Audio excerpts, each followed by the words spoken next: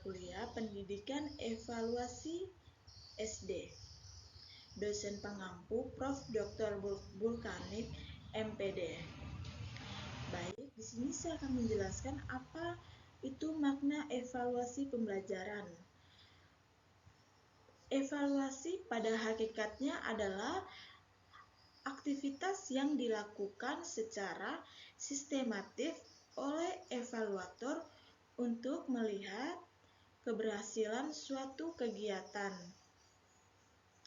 yang dilakukan dengan cara membandingkan antara tujuan kegiatan dengan hasil yang telah dicapai oleh objek tertentu.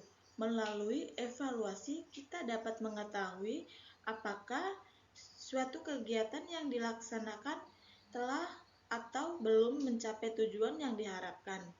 Baik, ada beberapa uraian, maka evaluasi pembelajaran mengandung makna sebagai berikut. Yang pertama, evaluasi pembelajaran harus dilaksanakan secara sistematis, terencana, dan berkelanjutan. Yang kedua, evaluasi pembelajaran bertujuan untuk melihat keberhasilan proses pembelajaran yang dilakukan dengan cara membandingkan antara hasil pembelajaran dengan tujuan pembelajaran. Yang ketiga, adanya kriteria tertentu yang dijadikan dasar maupun patokan atau menentukan keberhasilan objek yang dievaluasi. Adanya kriteria tertentu yang dijadikan dasar maupun patokan untuk menentukan keberhasilan objek yang dievaluasi. Yang keempat, ada objek evaluasi pembelajaran adalah peserta didik. Yang selanjutnya Yang ke B, ada B, fungsi pembahasan. Fungsi penilaian evaluasi pembelajaran berfungsi untuk menilai capaian hasil pembelajaran dari hasil evaluasi terhadap program pembelajaran. Kita dapat menilai tercapai tidaknya tujuan program pembelajaran yang dilaksanakan. Dengan melakukan evaluasi pembelajaran, kita dapat menilai efektivitas program pembelajaran yang telah dilaksanakan. Yang kedua, ada fungsi diagnostik. Evaluasi pembelajaran juga berfungsi sebagai cara atau teknik untuk mendiagnosa kesulitan dan perkembangan belajar peserta didik. Dari sisi kesulitan belajar, hasil evaluasi pembelajaran juga dapat untuk mengetahui jenis dan peringkat kesulitan peserta didik. Yang ke-C, manfaat evaluasi pembelajaran. Tujuan pembelajaran bagi peserta didik adalah tercapainya perubahan tingkah laku kognitif, afektif, maupun psikomotorik. Untuk mengetahui tercapai tidaknya perubahan perilaku tersebut, maka dilakukan evaluasi pembelajaran, baik terhadap proses, hasil, maupun dampak pembelajaran. Dengan demikian, manfaat utama evaluasi pembelajaran bagi peserta didik adalah untuk mengetahui kemajuan dan hasil belajarnya, yakni sampai di mana tujuan-tujuan belajar peserta didik telah tercapai. Yang ke-D, jenis evaluasi pembelajaran. Yang pertama ada formatif. Di sini saya akan menjelaskan apa sih formatif. Baik, formatif adalah evaluasi pembelajaran yang dilakukan untuk mengukur capaian sebagian materi pembelajaran yang telah diajarkan, baik untuk satu kali pertemuan, satu pokok bahasan, satu beberapa pokok bahasan.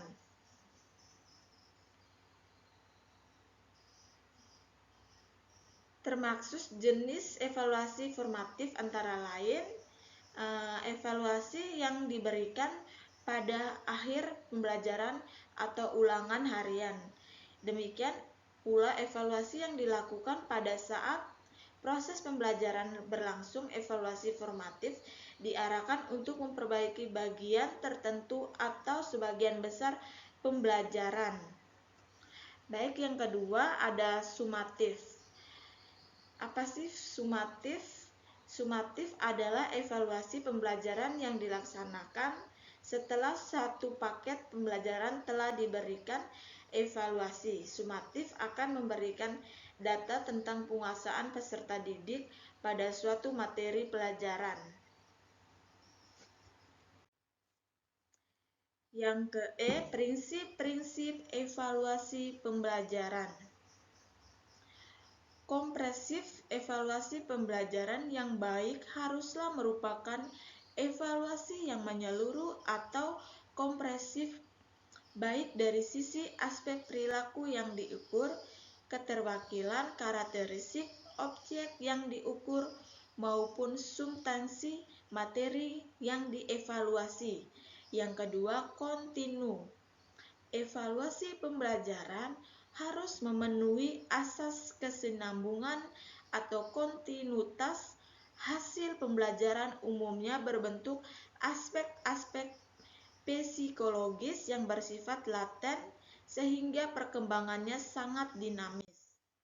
Lanjutan yang ketiga, objektif evaluasi pembelajaran haruslah objektif, adil, dan tidak pilih kasih.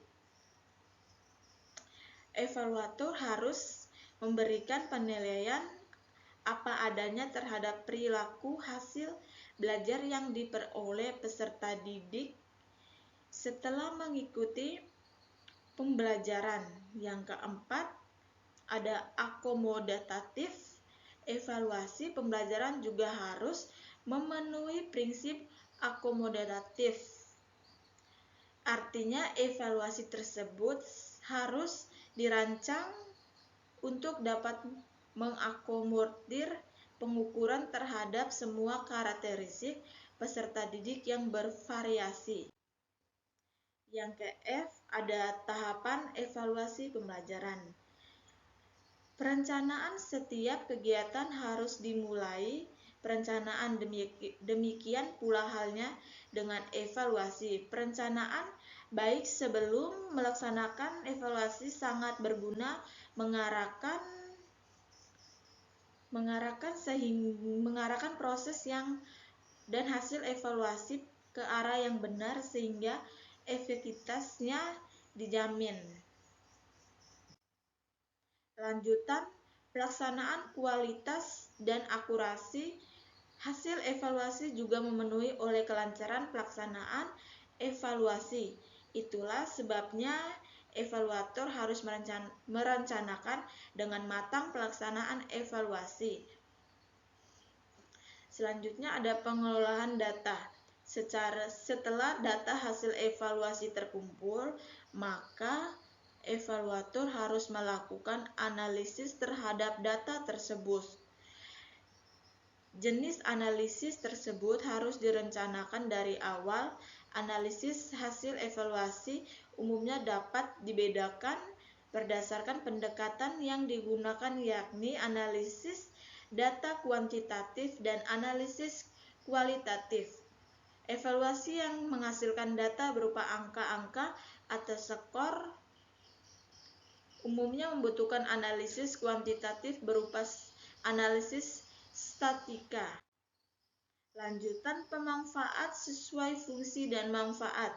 Evaluator harus merencanakan pemanfaat hasil evaluasi.